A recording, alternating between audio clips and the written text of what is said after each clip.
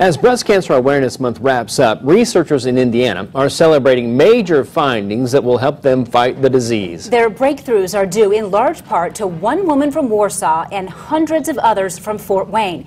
We recently visited the lab in Indianapolis to get a first-hand look at their discoveries and to find out how they'll revolutionize the future of breast cancer treatment. This is my daughter. Okay. This is my son. Okay. This is my wonderful son-in-law. When Connie Ruffenbarger was diagnosed with breast cancer at the age of 34, she couldn't just sit there. She had to act. It wasn't a plan. It just happened. Over the years, her advocacy stretched from her home in Warsaw to Washington, D.C., where she served on a National Institutes of Health panel. The question was, what are the obstacles to finding a cause and a cure for breast cancer? And the number one from the bench to the clinic was a lack of understanding of the normal breast, which I thought was very, very odd. So Connie set out to find a way to collect and store breast tissue from healthy women. Not an easy endeavor. About that time, she crossed paths with Anna Maria Storniolo, a breast cancer researcher. Having been in a university for a long time, I immediately put up all of the usual barriers. There's no way anybody's going to let us do this. It's a little crazy. You're asking women who have nothing wrong with them to come forward and have breast biopsies. Who on the face of the earth would ever do that? And she said to me, simply, which stopped me in my tracks, she said, have you asked them? And that's what they did. They asked, and women answered. That's how the Komen Tissue Bank at the IU Simon Cancer Center was born. 10 years later, it's the only place in the world where researchers can access normal breast tissue. They've held donation drives all across the country, including Fort Wayne, to get samples from women of all ages, races, and ethnic backgrounds. So far, they've collected samples from 5,000 women. Once those tissue cells are collected, they're brought here to the tissue bank at the IU Simon Cancer Center. Now, this tank holds about 20,000 samples, and they're frozen at negative 195 degrees Celsius. Dr. Storniolo says what they've learned from the samples is changing the way they look at breast cancer.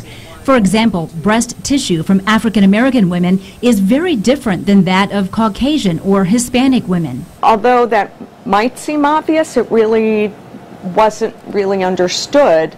And when you think about the implications of that, you really have to start thinking, well, then the preventative approaches to different races are going to have to be different. One size is not going to fit all. In the course of the research, they also made an astounding discovery. In about 30 cases, women who donated tissue developed breast cancer 2 to 3 years later.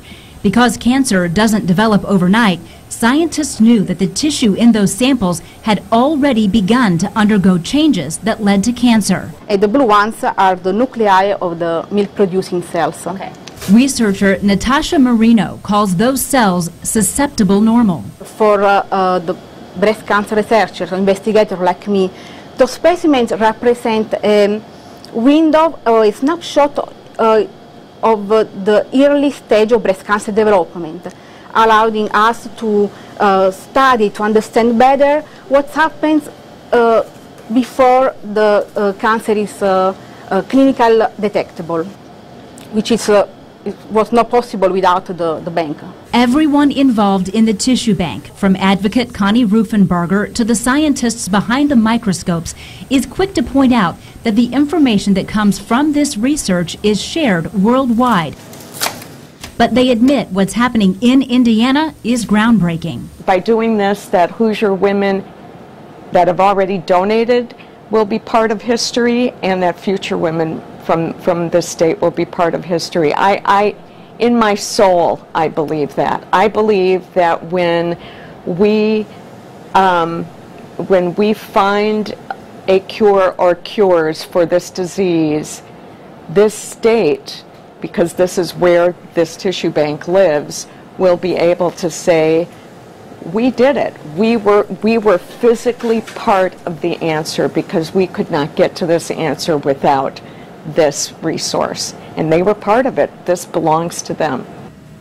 And there's another Fort Wayne connection. The Tissue Bank is a resource within the Vera Bradley Foundation for Breast Cancer Research Laboratories. So it's funded by money that's raised here in Northeast Indiana.